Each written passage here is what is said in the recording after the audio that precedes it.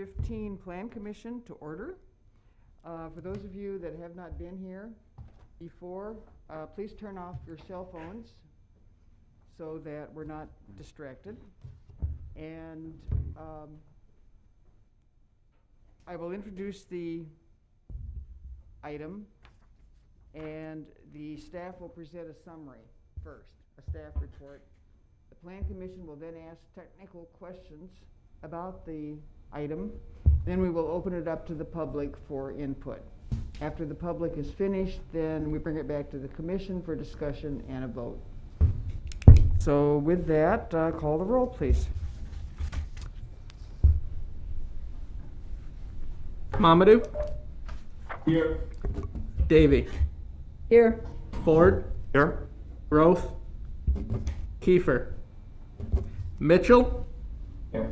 Perry? Here. Stengel? Here. Prop? Here. Hintz? Present. 8 present. Okay, you have the minutes of the August 18th meeting. What's your pleasure? Move to approve. Second. Any discussion? All in favor, say aye. Aye. Opposed? All right, minutes are carried. First item is a specific, I can't hear myself, specific implementation plan amendment for additional parking and shunting areas and accessory structures in the front yard at 900 North Keller. Any site inspections? I will accept the staff report as part of the record. Okay, take it away, staff. Thank you. Mark, do you have the PowerPoint up here? Multitasking. Okay.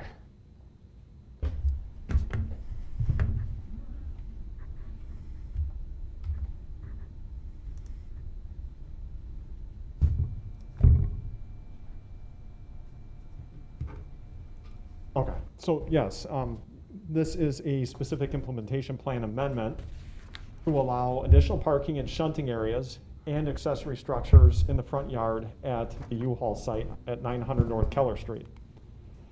There's an image of the subject site there. You can see some of the surrounding zoning, land uses, etc. So it is currently zoned SMU PD, so it is a planned development. And then there's some multifamily just to the south and east of it. And along with the north there, there's some institutional and then other mixed commercial uses just surrounding the site there. It's the former Kmart site. And U-Haul, if you remember, they came through this body 2.5 or so years ago. They originally got an approved plan development for this site to be able to operate it as an indoor storage facility and then also have these outdoor display and shunting areas on the site. This is an aerial of the subject site there. You can see all the hardscape on that site. They have since tried to add some landscaping to it. They are proposing some changes to the site that we will get into here. So planning services staff, this whole thing started, this latest iteration in the process, or this latest step in the process, I should say, started back in like March, April. So earlier this year when we were out on site, these are actually images that we took showing some of the, at the time, violations. As you can recall, they had specific shunting areas that they were allowed to store their trailers and their vehicles associated with their use in. And these red boxes on these slides or on these images show where those things were starting to spill out of the designated shunting areas. So they came back to us after they were issued a correction notice, and then we started a conversation with them about what some options were on that site to accommodate their use and their needs, in addition to meeting the needs of the city, the community as a whole. You can see some more images there.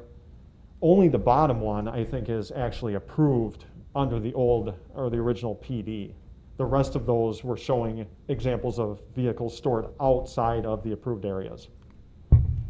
So they came to us back, they came to the Plan Commission back in early June for a workshop, as you may recall. And we kind of discussed some options for this site. This is their current site plan here. So effectively what they're recommending, or what they're requesting, what we are going to recommend approval of, they're requesting a base standard modification to allow an expansion of the non-conforming use You may be aware that storage is not permitted by right in an SMU zoned parcel. They are looking to add some accessory buildings for storage there, where Mark has got his cursor there. There's 2 of those proposed. They're also proposing a LP or propane fueling station right there, where Mark is pointing. They have a canopy that they put up to try to designate where to unload, or where to pick up and drop off vehicles. In exchange for this, they are adding some landscaping to the site. So we'll get into a little bit more detail on the landscaping, but just want to give you a sense of what this site plan as proposed is and what the elements are that they're proposing for this site. They are not adding any impervious area.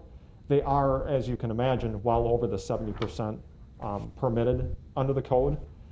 So it is non-conforming at this point, but they are going to be removing at least a small percentage of that.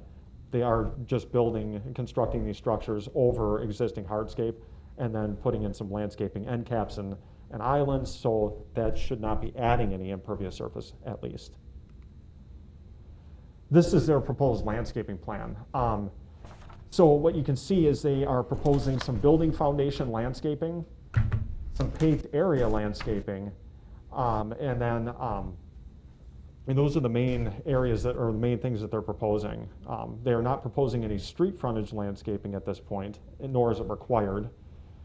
They're also not proposing any yard landscaping. They are going to need yard landscaping because they are adding additional structures to the site. So they need a certain number of points based on the square footage of structures that they are proposing. So I tried to note that in the staff report that they are deficient and we are going to require additional yard landscaping. They are meeting the code requirements for the foundation landscaping around the LP tank and for the ends of those 2 proposed storage buildings. They are also going to be adding some shrubs, as a proposer, adding shrubs in the end caps and in those 2 landscaping islands. There's one to the south right there of that storage building, one to the north where Mark is highlighting there.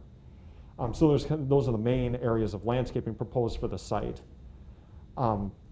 We noticed a few things when we reviewed this. They are proposing autumn blaze maples for the ends of those 2 storage buildings. And I mention those specifically because those are in the use sparingly category in the zoning ordinance for landscaping species.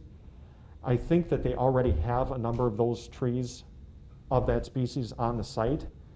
So we are recommending that they remove those and that they actually, or not remove the existing ones, but that they change their selection, I should say. Sorry about that. They should change their selection from an autumn blaze maple to another species that is not in the prohibited or use sparingly category of the zoning ordinance. So that's one thing that we wanted to note. And then there were a few shrubs that they were proposing, I believe, that were prohibited. So they are going to have to submit a revised landscaping plan to us for staff review. Like I said, main thing, don't have any yard landscaping at this point. They are going to need that. Wanted to mention the proposed storage buildings. These are what they would look like in their latest iteration here. So you can see facing Keller would be that sort of brick facade there. So they are at least trying to make an effort to enhance the materials on those buildings beyond what they originally submitted. So that is what they are proposing at this point. So there's some brick, it looks like kind of a knee wall along the length of those buildings in between the storage bay doors there, and then on the end cap there, or the end facade, I should say. So you can get a sense of that. And again, that requires a base standard modification because it is an accessory, well, they are accessory structures in the front yard, which are typically not permitted, and then expanding the storage land use on the parcel. This is the LP, an example of the LP tank, or refueling station there, filling station, I should say. It would be about 16.5 feet tall max and about 4 feet in diameter. They are proposing, I think, 40 points of landscaping around their tank for Keller that they're proposing. This, again, is an accessory structure in the front yard, so it requires a base standard modification. And then this is the canopy that they put up, And we did have concerns with this canopy. We understand the concept of the canopy as sort of a visual cue for picking up and dropping off vehicles. As you can see, it's temporary in appearance. It looks like something you would put up for tailgating or something, farmer's market or something. So we are recommending that if we approve this, that there be a condition that that they would submit a revised plan for this that's more permanent in nature, and that would tie in architecturally with the existing building and the new structures that would tie in with the site. That either they do that and that they submit that plan for site plan review for us as staff to review and approve, or they remove that immediately upon conclusion of site plan review. We have concerns with allowing this out there on a long-term, more permanent basis. Again, it is more temporary in nature, and so that was our main thing with that. They are going to be removing 6 parking stalls to accommodate that. They have that where that is, but then they need 24 feet of drive access, for two-way drive aisles on the side of it. So they are going to be removing parking stalls adjacent to their existing building. 6 stalls will be removed. I think they have 21 now, so that would bring them down to 15 stalls, which is still code compliant. It's just the minimum number of stalls required for the site. Just wanted to note that for you. But that's one of the things that we did have a concern with, is that canopy. And as I mentioned, that was put up without staff review or approval, and obviously without going through this body. So it's already out on site. This is an image that our zoning administrator took when he was out there. Just wanted to mention briefly, there are no proposed changes to the on-building signage. There's no changes proposed to the existing building, and there are no changes proposed to the site lighting to our knowledge. I forgot to mention with the propane tank, we are recommending that if it be approved, no signage be permitted on that tank. So just wanted to note that. So we as staff recommend approval of this SIP amendment, but we, like I said, we have a few concerns, and here are our conditions here. So allowing a base standard modification to expand the legal non-conforming use and to allow these accessory structures in the front yard, but with the condition that a final landscaping plan be submitted and approved by staff during the site plan review process. We did add a little bit of specificity to these conditions here, as you can see. We want them to plant at least the proposed number of shrub points.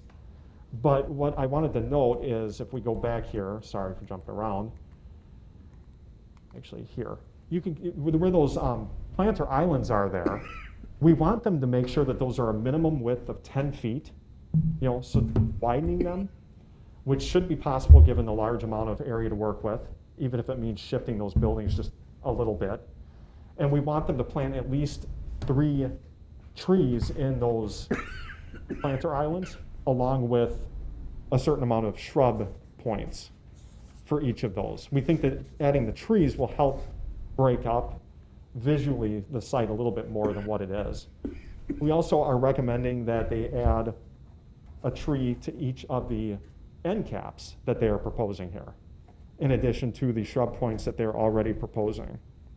So just wanted to note that in particular. We are being a little bit more specific with our landscaping request or recommendations here in the conditions, but just wanted to give you as Plan Commission some guidance on that.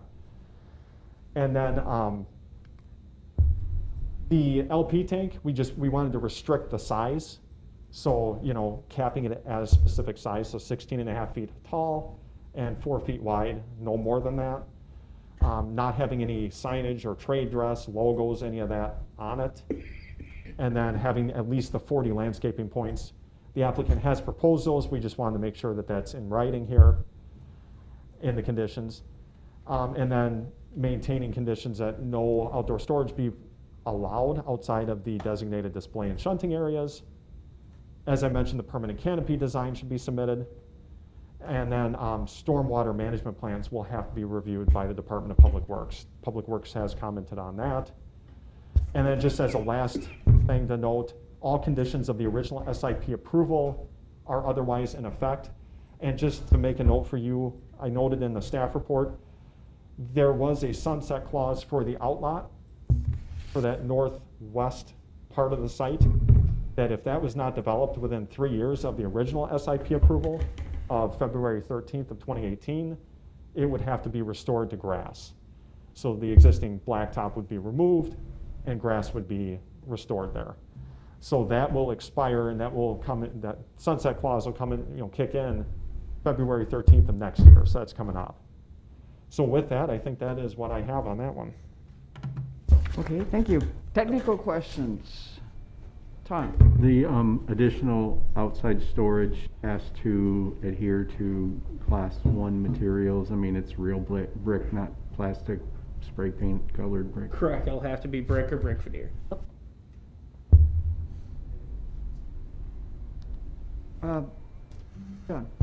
John? You said that you don't want the propane tank marked up or signage or anything.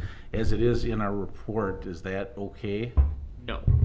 So they can they even put propane on it? The propane, yes. We don't want any additional signage for U-Haul. If you remember correctly, during the original approvals, they were approved signage in excess of what would typically have been allowed. Mm-hmm. Staff's opinion that they were granted a base standard for larger signage on the building. We don't need to go further with additional signage on the side. So they could have the green propane, but not the stuff that's above it? Not the U-Haul on it. Right, okay, thanks. That is what we're suggesting. I have a technical question. First of all, to follow up on Tom, is what they proposed for the frontage road building material adequate? With the image that they show us, is that adequate? For some reason it's not working here. Try now. Okay. I go back here. Yeah, that. Yeah, I think staff feels comfortable with what they're proposing with the brick or brick veneer plus the knee wall landscaping in front of it. If you look at this bottom image, what you don't see here is that we're also requiring one medium tree be added to this landscaping island, Good. which is going to further break up this plane. In terms of the world of storage units, this is pretty good with the landscaping and the exterior building materials that are being added. It's a significant improvement on what was originally submitted, which were more modular units that looked like you just put them in place on the site. Right. So, yep. Okay. Then I had another question. The parking and shunting areas. Show us on the site map where they are illegally parking now, and where are they going to be able to legally park? So, right now, there had been vehicles parked in this area. There was vehicles being parked in front of this island. This is the approved shunting area. Okay. So originally, the only place vehicles were supposed to be parked in the original approval was the shunting area and the display areas here and here. They're asking for basically trailer parking along this side of the property, and that's the only additional new area that they're asking for parking. These were approved customer parking spaces along with these and these. For kind of display and vehicle storage, this would be the only new area. Okay, so no parking down on the Sawyer Creek side, No parking and in that area. no structure or anything down there for the Sawyer Creek side. Good. Correct. No, the only thing new on this south property line would be these two additional landscaping islands. Okay. Any other technical questions? Anything from Justin? Yeah, I got one. It's Justin. Any particular reason why on the southern border the landscaping that they put in goes halfway as opposed to continues all along the southern border? Yeah, at the time it was originally approved by Plan Commission, the concern was the view of the shunting area from traffic headed in the northern direction on Kohler. This landscape island was extended to a point to soften that viewpoint looking at the shunting area as you traveled north. I noticed that a lot of images have vehicles parked all along that area where they don't have a curb. You're saying that would no longer be permissible? It was not permissible under the original approval either. That is why some of the violation letters were sent out. No vehicle parking is permitted in this area. Were they at all asked, if they were willing or to consider to continue on, with the kind of the buffer area, but not the buffer yards reference that you have for neighboring property so much as the creek buffer to continue on the whole way? Or were they just told they had to do half and that was good? The suggestion at that time was the concern was what this looked like, and that's why that kind of ended here. That was the primary concern of Plan Commission at that time. I'll circle around to that when we have discussion. Mark, Any other technical questions? wasn't there also discussion about the site John, area? I was just speak up. I was just clarifying on the point that they were talking about. Thought when they came through that there was discussion about clearance on the side of the building there also. How if they would have put it all the way back. I Yeah, can't remember. there are some overhead doors on the south side of this I- building for entering in. Just for note, it does look like Mr. Kiefer has joined us now as well. Okay.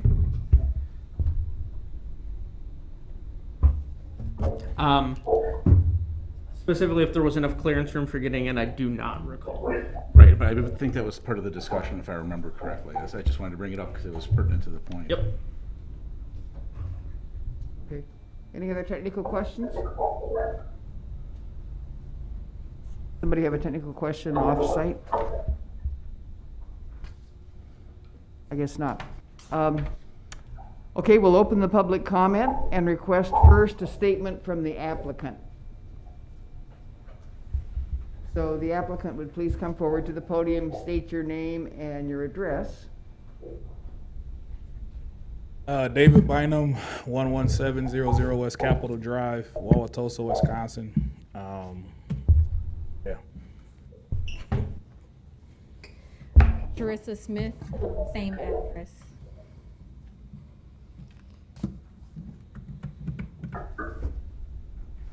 Go ahead, make a statement, or say anything you'd like.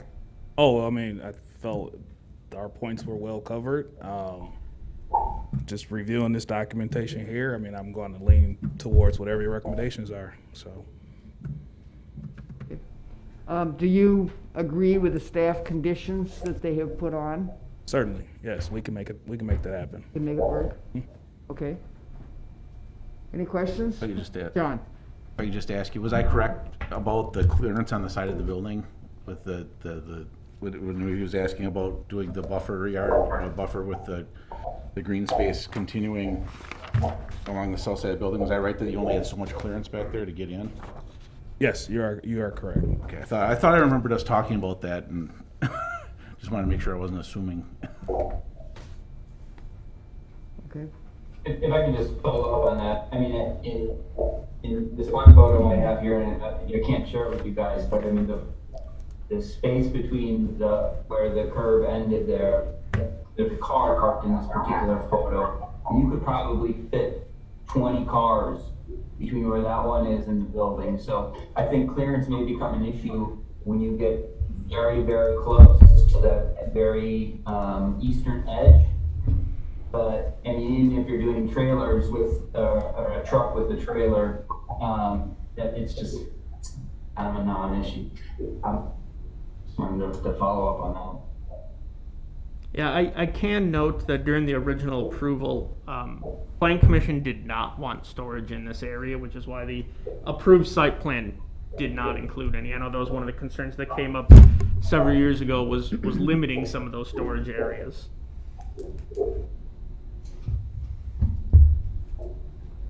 Okay. Anything else you want to say, or any other questions of the applicant, Planning Commission? I guess not. Thank you very much. Thank you. That's all we have right now. Okay. If somebody else makes a comment, we'll give you a chance again. Is there anybody else in the audience that wants to speak on this item, the U-Haul plan?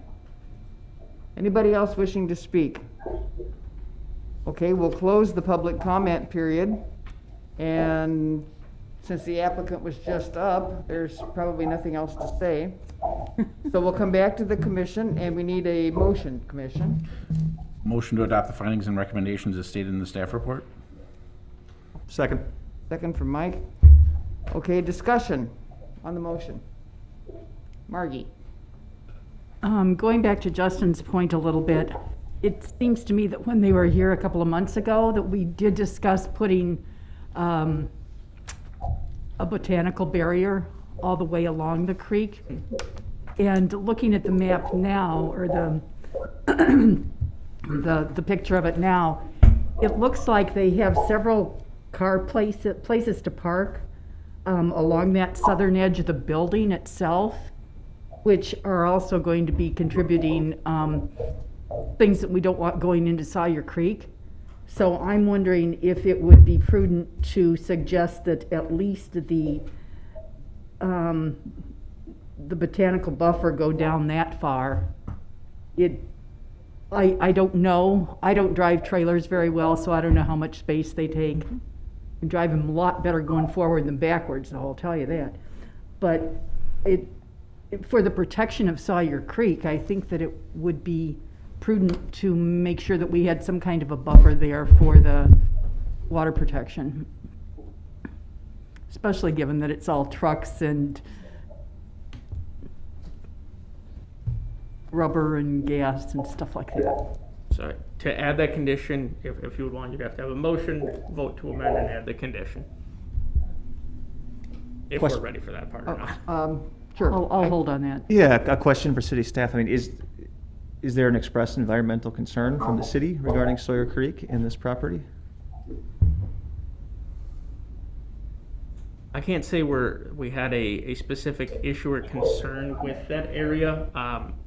Really when this original approval went forward, we were looking at what is the overall reduction in hard surface, then the overall impact on the site, drainage of the site.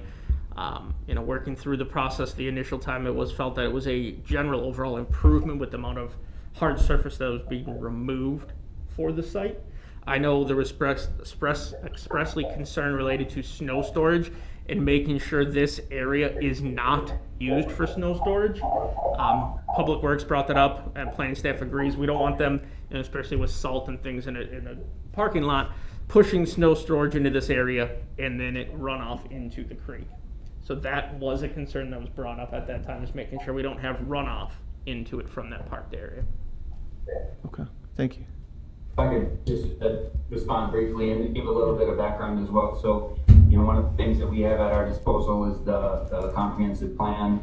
In the plan, it does cite that protection of water quality is critical for Oshkosh's health, business, and recreational opportunities. Priority watershed goals focus on water quality improvements, but protection resulting from reductions include levels delivered to streams, rivers, and lakes. They also cite this area, or if not specifically this property, all of the areas around it as an environmentally sensitive area on the map in that section. Given that I think it's in proximity or close to a flood area. The number one goal in that section of the comprehensive plan states that the city will work to protect and preserve wetlands, shorelines, and other environmentally sensitive areas, which is 2 of 3. Further, Mr. Ford, you mentioned, or you asked the question, is this a concern? Certainly, anywhere that you have a whole, large number of vehicles that drip oil, drip gasoline, miscellaneous pollutants, that poses a risk, especially if that surface flows right into a stream. The American Planning Association cites the impervious surfaces of suburban and urban areas as a serious threat to water quality. So, by all definitions, this is certainly something to be looked at as a serious thing. If the photo that I'm looking at, makes it look like a heavy rain or anything. Any pollutants that are in that area are going to flow into the stream. I think it's worth noting that type of conversation, I think, should be in these types of presentations that were provided. What does the comprehensive plan say about the environmentally sensitive element of this proposal? And then it would be great to see that the city had tools to support the improvements that should be put in place. There really shouldn't be a buffer as far along as feasible to not, enable continued pollution of our waterways, which we know that they're heavily polluted. And I mean, I think it's unfortunate that that stuff is in there. I think it's reasonable for us to request that this project include those and that the city support that in some fashion. Come on, Kathleen. I had something in mind. Did Mamadou talking, or is that John? We're getting a little bit of feedback from John. Yeah, we are. I'd We're getting ask him feedback. If he could kind of mute it when he wasn't talking. Oh, I know. What is the drainage plan? Sorry. Is he trying to talk? John, are you trying to talk? John Kiefer? No? What's the drainage of that site? And I don't remember if there is, Public Works is going to require additional drainage So plan. when it comes to what the technical drainage requirements are, I'm going to look to Justin. Okay.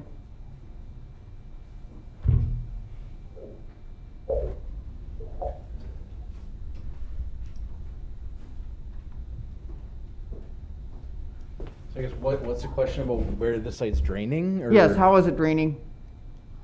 without having the full detailed site plan, I'm not 100% sure. I know there is some internal storm sewer on the site, but I'm not sure if it drains directly south to the creek or if it drains north into one of the right of ways. So I don't have an exact answer for how it drains. Okay, yeah, is there going to be a drainage plan needed with this process? Based on the work they're showing here, there's no need for a stormwater management plan. So they will not need to provide stormwater quality per code based on what they're proposing right now. Oh, because it's grandfathered in, is that why? No, because the amount of work they're doing impervious disturbances doesn't trigger the code requirements for a stormwater management plan. Okay. John? And when they first did this site, you guys worked with them on a stormwater management plan and how the site was draining and where it was draining, Sure. correct? And we have city ordinances in place for setbacks alongside the waterways. Yep. So that's what the green area is, all the way along the water. So we have things in our ordinances already, setting things back so that way they're not right on top of the waterways. Correct. Okay. Any other comments on that? Personally, I like the idea of asking them to extend the green space closer to along the waterway, to the extent that it works with turning radius coming into their driveway. Yeah, so this is a situation where there's nothing in the code that specifically would require them to do that. The plan development is the trigger because they're asking for baseline modifications that gives this body the ability to make that request. Right. So can we amend it to do that? Yep, you can make a motion, second, vote to add the amendment. And then Would be the we'll have correct discussion process. if somebody makes a motion. Tom? So I'm looking at this visual up right now, and I just don't see how it can be completely extended with the parking spaces as they're designated right now. There just simply would not be enough room for the vehicles to get through and into that overhead door.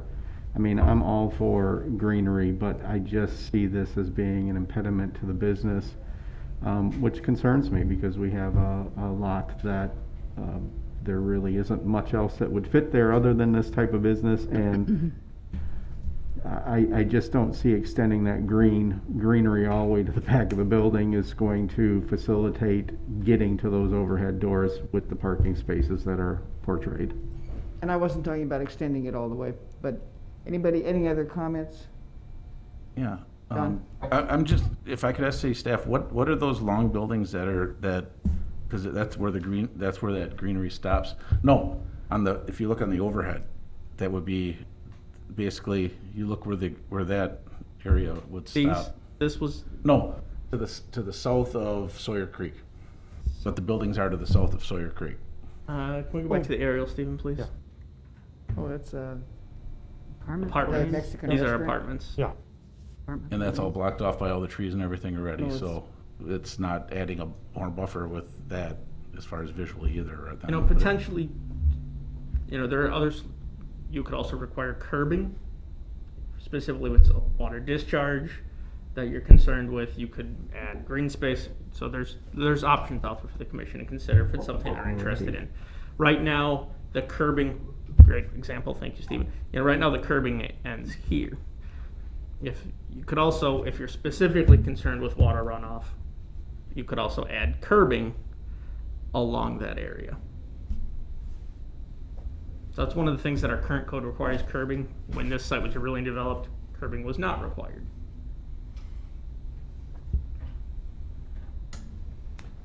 I guess I'm confused if curbing would offer the same protection to the waterway that green space would there. It would not probably give the same effect, but it would serve, it's probably somewhere between the two of doing nothing, adding full green space. Because that green space would have to be curbed as well.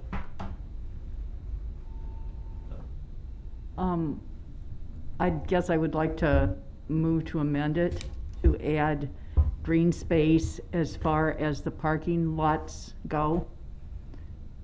And then add curbing to the back of the building, When you say back of the building, just a minute. to the end of the lot, to where the, To here, yeah, or well, I guess where are you? I guess I don't really care. I don't know that there's gonna be a lot of runoff from the back side of the building that's still on their site, so I guess my bigger concern is just as far as The south, vehicles. I mean, I just need to be able to write a condition Right. appropriately. if I it's understand, approved. yeah, where. The entire where, south property line, so that would get you sure. to like here. Yeah, yeah, that sounds good, Mark, do that. And then for the green space, where did you want that to?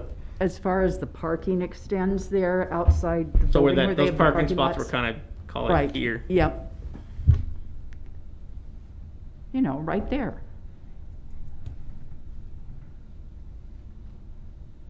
Okay, and that's the motion. Is there a second? Second? Dies for lack of a second. I'll second. Okay, Justin, second. Discussion on this amendment. Did you want to say something? One thing I'm just gonna add to that discussion, is I don't know the area. I don't know the specific areas in question as far as square footage of disturbance. Say the commission decides to add that green space, kind of buffer along the entire parking lot. Code, it's got a 20,000 square foot impervious disturbance limit to once you hit that threshold, stormwater requirements kick into play. So what's been proposed right now is under those thresholds, wouldn't require it. I don't know adding all of this disturbance. Now granted, it's removing asphalt going to a green space, but that may have greater implications down the line for any development or uses out here in the future. Yeah, so what Justin's saying is, you know, right now, maybe we'll talk through our numbers, they're at 19,000. If a condition is approved and it puts that over 20,000, now you're not only asking them to add the green space and the curb, maybe you're also making them spend money on stormwater management, and the cost of the project could significantly go up. And again, with what's being proposed right now, the code requires on redevelopment sites as such, to treat the water on driving aisles and parking areas. So even if it goes over the 20,000 right now, going from a parking aisle to a green space, they wouldn't be required to treat. But what it could do is it could kick them, because it's a cumulative effect as the site develops, it could kick them into requirements sooner depending on what they do in the future. Back up, this, Makes sense? Justin, what you're talking about, the stormwater provisions are designed and intended to improve water quality, and I suspect that there's a way that it can be done so that it's not used as a tool to oppose efforts that are being considered to improve water quality. I understand what you're saying. I've never heard it in that context to say, maybe don't do these because our provisions to improve water quality are gonna kick in place. And that's what they're there for. It's to improve water quality, and that's what this type of amendment does. And so there's gotta be a way that you can do this, where you can say, we're going to get rid of parking space that the owner has historically parked cars and vehicles right up next to the stream. And we're gonna improve it. We're gonna prevent that pollution runoff and whatnot. And I just. Yeah, we're not saying don't do it. We just want to make sure Plan Commission understands The full the implications. full implications of doing it. For example, if doing it creates a large financial burden, they may not do any of the improvements because of the additional cost that it does to it. We're not saying any means, we agree, water quality is important, it's something that needs to be taken care of. We just want to make sure that the commission understands the full implications of some of the decisions that we make. Right, and one of the things, I don't know how this process works, but I'd be curious if we could break Artie's proposal into two separate votes. I mean, I don't know what the rest of the commission is where they're standing on this matter at all, but I understand that doing the curb the whole way down is probably quite an expensive endeavor, much more than cutting out some concrete or asphalt and adding some soil and some shrubbery. So I didn't know if that was something we could separate and vote. So Right now, Justin, the Right now we have amendment is on the table to vote on, and that's gonna be the next vote we call. And whether we want to approve the amendment that Margie made about extending the curb and extending green space. And that's all we're voting on right now, and then we see what happens with that, and then we. I have a question for Justin. Margie? Would, not doing the curb to the end of the building or the lot line, like I said, would that make a significant difference as far as both their cost and not disturbing as much? So you're saying doing the curbing just at the edge of pavement as it sits today? I'm saying doing Go just to the site plan, Stephen. just the green space and not doing curbing clear to the end, just doing green You're spaces. saying add the green space to here and be done, don't add the curbing Yes. for this portion. Would that make it less likely to trigger something? Again, I don't know I need to know the dimensions of what's being, I don't know what, because it's area based. So I don't know with what they're disturbing with the other parts of the project, adding this, is it 150 feet by 20 feet? Is it 200 feet? I don't know what the area is to be able to give you a good answer on that. Ultimately, whatever you do, I believe at this time is going to have minimal effect on this project specifically. I don't know that for a fact, but what I'm seeing is I don't think it'll impact it too much today. What it could do is have larger implications down the road when they come back to try to do something in the future.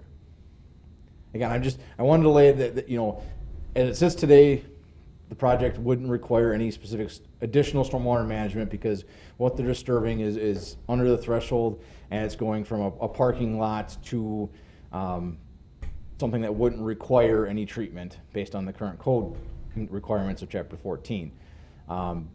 Again, same thing with removing parking lots. We can remove as much parking lot as we want. That's fantastic. It does have implications down the road. You think it would be better for me to change my amendment to take out the curbing, Mark? I mean, I think it's really the comfort level of the commission, what all protection from that waterway they're looking for. Again, protection of waterway is a good thing to consider. As staff, we're just trying to make sure that the Plan Commission understands the big picture of things that ultimately could take place, as Justin has said. Right now they're not adding new hard surface elements. So there's no need to treat those even if they break 20,000 square feet. But and if adding they need to in the future, it's something to be considered. And depending on, there's a lot of implications if you go add curbing. That's fantastic because it's kind of stopping the runoff. But now you're adding a point discharge somewhere. If they can't collect it elsewhere on the site, it's now a point discharge directly to the creek, which could cause more erosion issues. rather than a long linear sheet discharge into the creek. So again, there's a lot of details that absolutely can get worked through. It does change definitely the scope of the project. Okay, can I alter my amendment to do away with the? Right now, we have an amendment on Not? on the table. Okay. So we'll need to Can't. vote first on that. Okay, Okay, all right, we'll vote on Margie's amendment, which is green space up to where Mark's pointer is, I think, and curbing all the way to the corner lot. The other option would be you could withdraw. South, along the south line. You could withdraw your amendment. You could. so could I withdraw that amendment and make the same thing And without whoever the curbing? seconded it, which I think is Justin, would have to agree with the withdraw of the amendment. Yep. Then I would like to make an amendment instead that says just the green space, forget the curbing, Just the green space up to that up to that red dot. part. Okay, is there a second to that? I second. I mean, that's a pretty vague statement, and that maybe we can talk a little bit about specifics on that briefly, but, yeah, second. Okay. Any Is more there- discussion? Is there any way?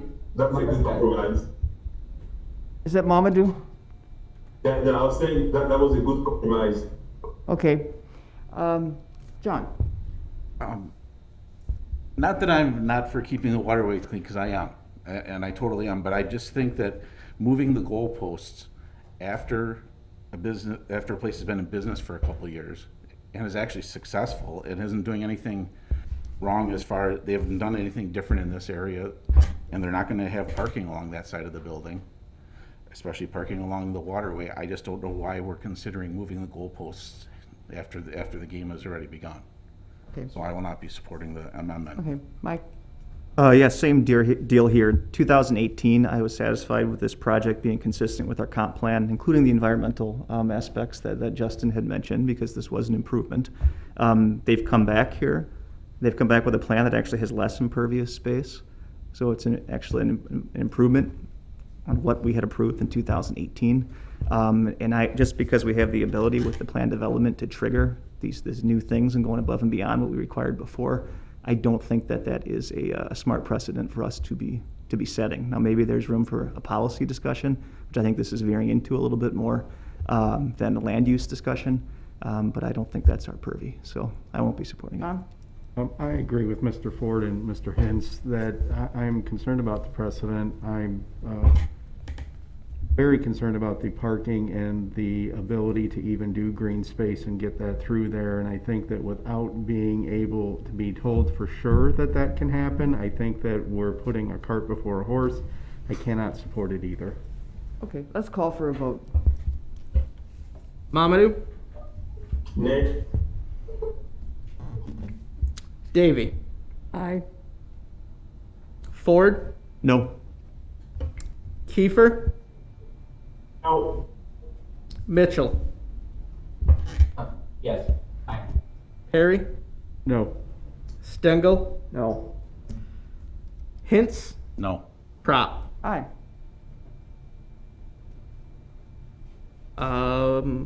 Amendment is not passed. Okay, then we have the original motion on the table. Any more discussion on the original motion? Then let's call for the vote. Mamadou? Aye. Davy? Aye. Ford? Aye. Kiefer? Aye. Mitchell? No. Harry? Aye. Stengel? Aye. Hintz? Aye. Prop? Aye. Motion passes 8-1. Okay, moving on to item 2, residential design standards variance to allow window closures at 1564 Plummer Street. Any site inspections? Couple. Chair will accept the staff report as part of the record. Go ahead, staff. Thank you. I missed site inspections, sorry. Were there any site inspections? No, I didn't. Just John? So, I'm the Thank you. one nerd. So item 2 is a residential design standards variance to allow window closures on the street side facade at 1564 Plummer Street. Just for everybody's reference, the code section that we are referring to here in question is that existing window openings on front facades, including gables, shall not be closed or filled, totally or partially. Here's the subject site. You can see it there in the center of the screen, and you can see a good amount of single and some two-family residential immediately surrounding it. And then there's some multifamily and other properties kind of sprinkled in there. Mostly residential, similar scale and differing architectural character in the immediate area. Just an aerial here, so you can see the corner lot. You can see Florida Avenue running sort of east-west, and then the Plummer Street north-south there. This is a Google Street View, or a couple of Street View images here. It's kind of tough to see good representation of everything, just given how the massing of the different properties is out in that area, and then also the vegetation, the trees and such. But you can kind of get a sense of the varying styles. Some are 2-story, some are single-story properties. And then, they have different levels of glazing and window and door areas on the facades. So not any one particular predominant amount of glazing or specific style out there. It's kind of varied. This here shows the previous and the current floor plans for the property. So those kind of come into what the applicant did. The applicant did do this work without a permit. They ended up talking to staff, and we informed them that in order to close windows or reduce windows, they would have to come to this body for a design standard variance. On the left there is the previous floor plan, and what they've done is they did an interior remodel, and they added a bathroom and a closet, and then that living room space there, just above those on that plan, you can kind of get a sense of how this interior layout on that first floor is working and why they were looking to shift the windows. I'll show you the before and after of the windows. So that's just kind of showing you the layout of what was going on and how and we'll get into how that's influencing the windows here. This is the previous facade in question. So the street side facade. We apply the standard prohibiting window closures to any street-facing facade, whether it's front or corner street side, which is what we're looking at here. On the right portion of the slide and in your staff report, just shows the typical table we like to include showing the previous window areas, and then the current window areas and the percent change. So you can see the porch windows there kind of on the left of the image. Those are staying the same. Nothing's changing about those at all. And then the second floor windows, those are in their same locations. The windows that have been reduced are the ones just to the right of the porch windows there. And then the window sort of towards the rear of the house on that right portion of the image there, that also was reduced. I wanted to note though that the percent of their facade area devoted to windows is still over the 15% code minimum that is required for street side facades. If you remember the front facade, it's 25% minimum. For street side facades like this, it's 15% minimum. So they are over. We did run the calculation, and according to what we came up with, they are just over the 15%. But they are reducing a few window openings, so that's why we're here. This is an example or showing what they have. So you can see how they reduced significantly and shifted the one opening, and then they reduced the openings just adjacent to the porch there, while keeping the other openings at their size and location. We looked at this and we did not think that it had a significant detrimental impact. And based on what they were looking to do in staying over 15%, we were comfortable with this. We looked again at the surrounding context, the very nature of the windows and door openings on the surrounding properties, and what they were looking to do with the current property here. So with that, we recommend approval of this variance with the following conditions. The variance would be narrow in scope, so only for the window reductions already performed and not additional windows, so nothing beyond what you're seeing can be reduced. without this body's approval. Any siding that they use shall match and be consistent throughout with the entire house. And then typical standard condition there of any future work that deviates from the design standards would come back to us here.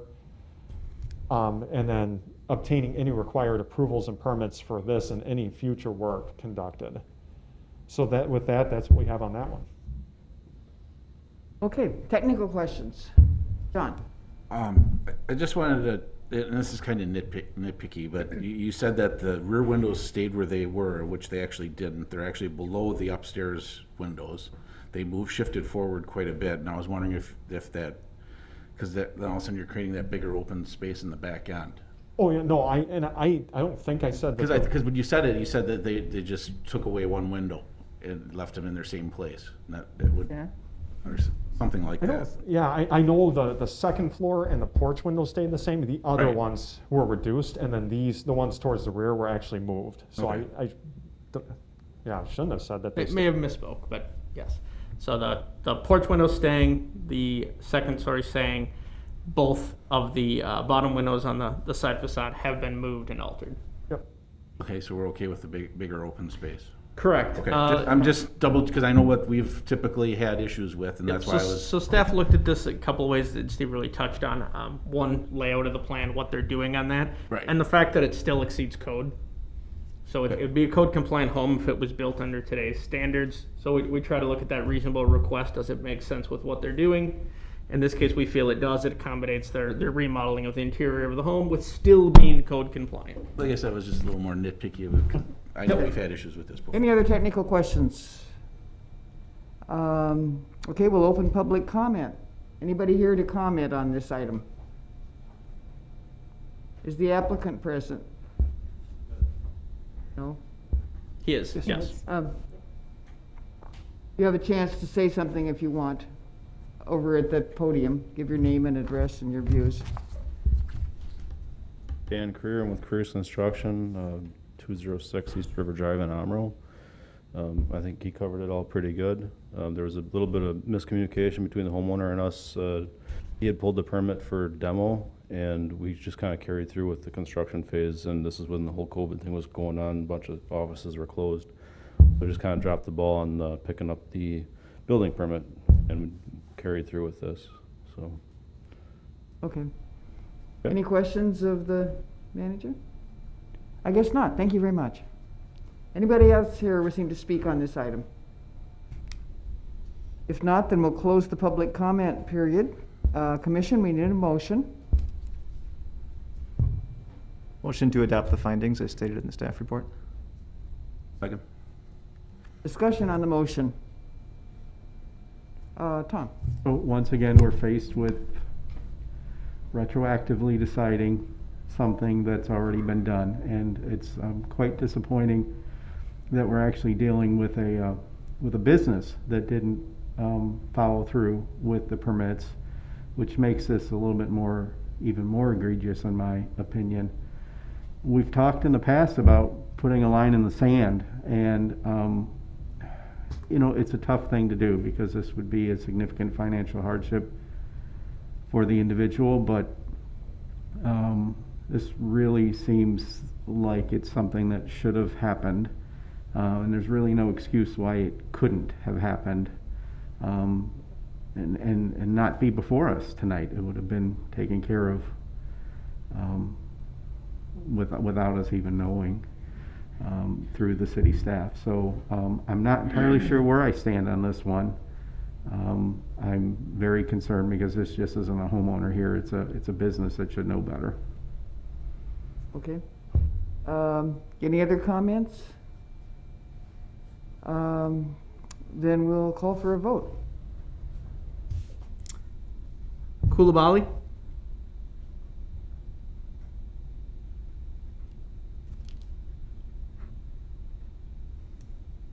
Aye.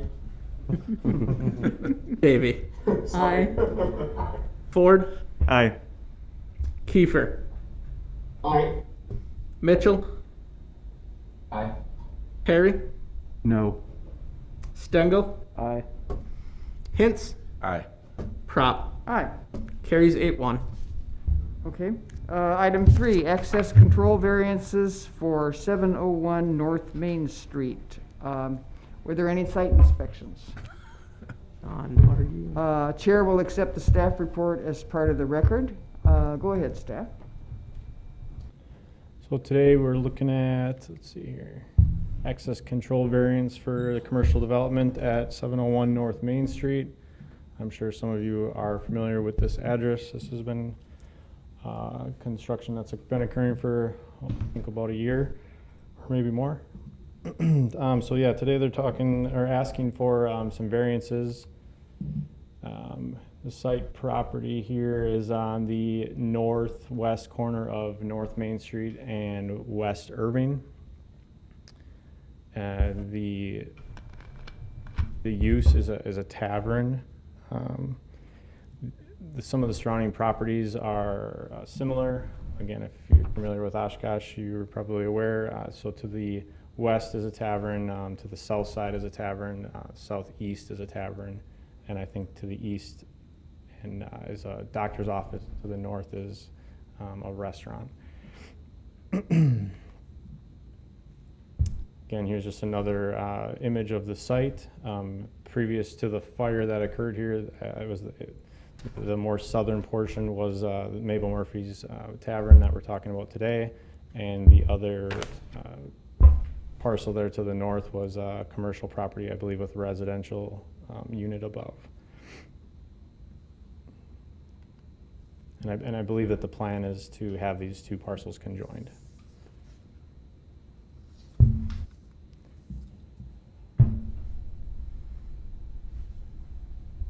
Here's the site plan that we're looking at today. And first things first, they are proposing to have a one-way drive aisle that enters from Irving Street, curb cut, and then follows as Mark is showing you there and exiting out on North Main. There is a dumpster enclosure proposed in the northwest part of the property. I believe the logic behind having the one-way drive aisle here is to be able to get the trash out of there and then not back into Irving Street and be able to exit out of North Main. You will see there's a couple parking area stalls there on the north side of the property. I think there's 3. Staff is okay with the proposed 17-foot lateral clearance instead of the required 75 feet. We don't believe that the size of the lot or the amount of parking spaces provided there will create any issues with stacking.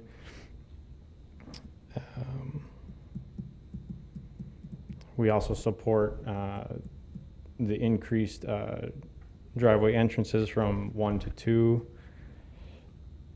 Again, that's purposely to eliminate having to back into the right-of-way or into oncoming traffic. The applicant also proposed to have a reduced entrance of 55 feet where we require 120 feet from the corner of North Main and West Irving. And staff supports that. They didn't change any curb cuts here. It's existing from the property that was there or the way the design of the property was before, so they're kind of restricted. They only have 77 feet of frontage to work with, so we're okay with where the present drive aisle is. Here.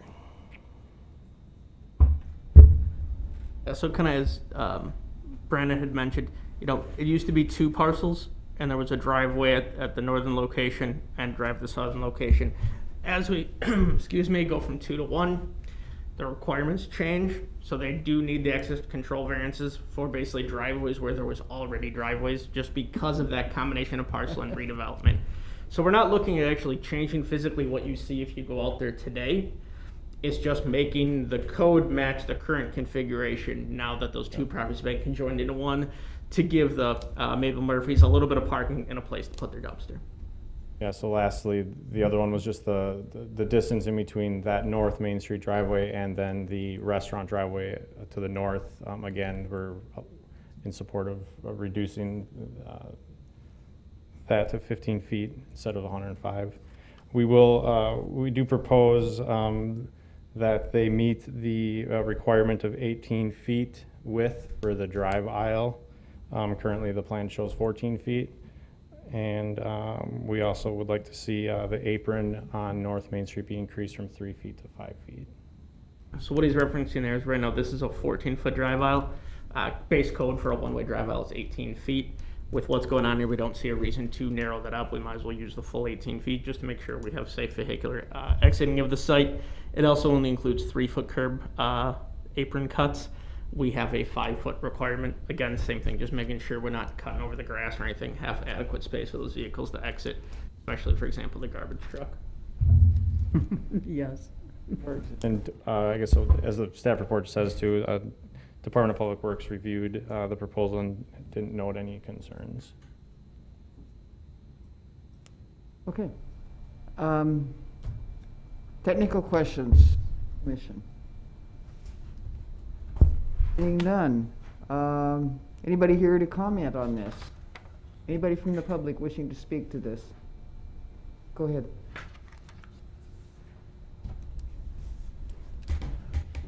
I'm Joel Lariford with Mach 4 Engineering. We developed the site plan, so if you would have any questions, be available to answer them.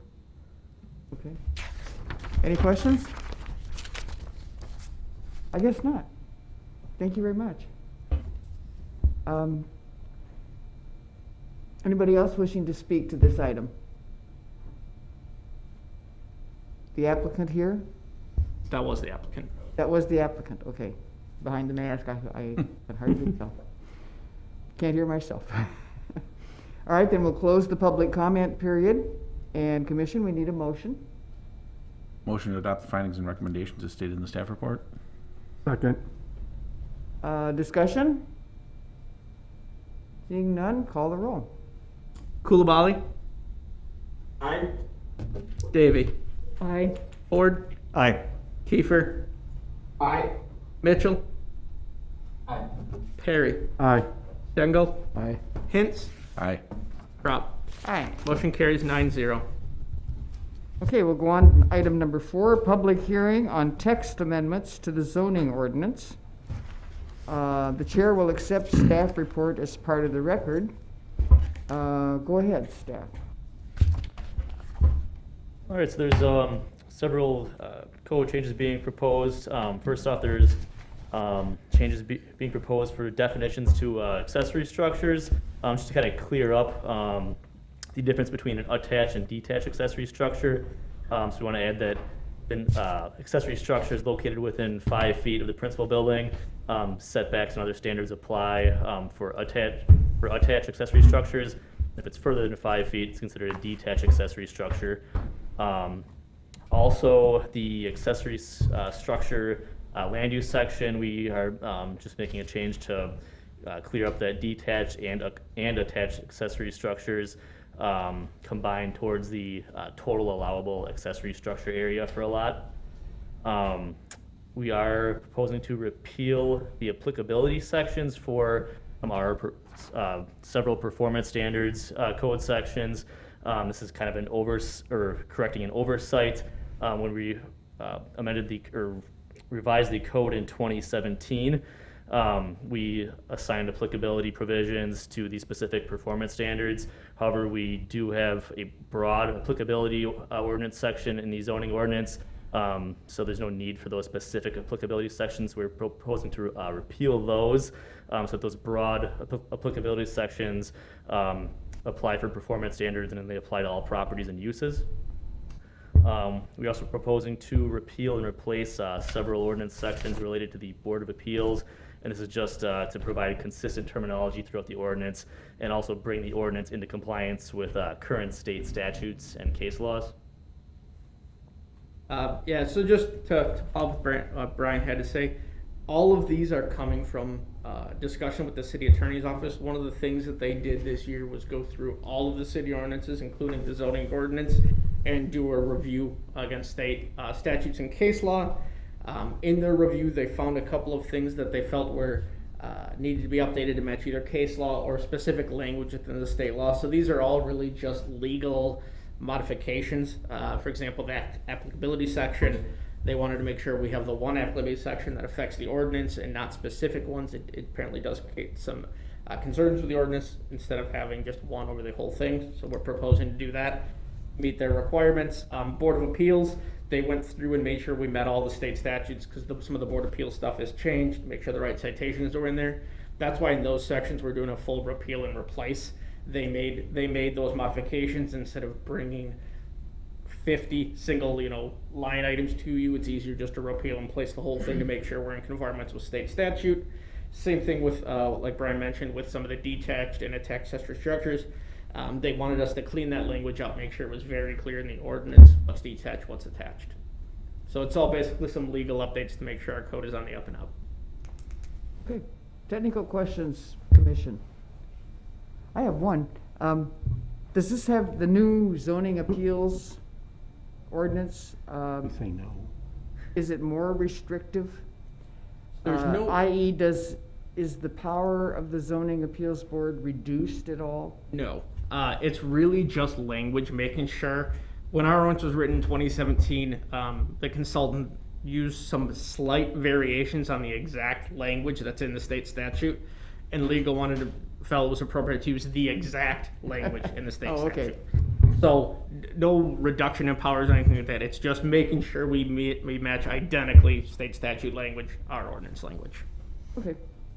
Any other technical questions? Hearing none, I'll open the public hearing. Is there anybody here that wants to speak about these text amendments? Anybody wishing to speak? Seeing none, back to the commission. We need a motion. Motion, commission, to adopt the findings. A motion to adopt the findings and recommendations as stated in the staff report. Second. Thank you. Margie wins. Any further discussion on the motion? Call the roll. Coulibaly, Aye. Davy, Aye. Ford, Aye. Kiefer, Aye. Mitchell, Aye. Perry, Aye. Stengel, Aye. Hintz, Aye. Ron. Aye. Carries 9-0. Okay, going to the director's report. Most of you got an email about this maybe 2 weeks ago. Due to some scheduling conflicts, we do need to move the October 20th Plan Commission meeting from Tuesday to Wednesday at 4 p.m.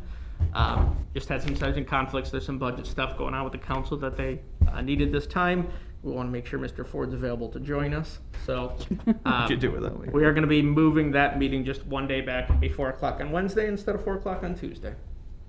This doesn't require a motion, does it? It does not. This Nope. is an announcement. Okay, great. Then we'll call for adjournment. So moved. Second. All in favor of adjournment, say aye. Aye. Aye. Aye. Okay, now you don't get to leave. We have workshops.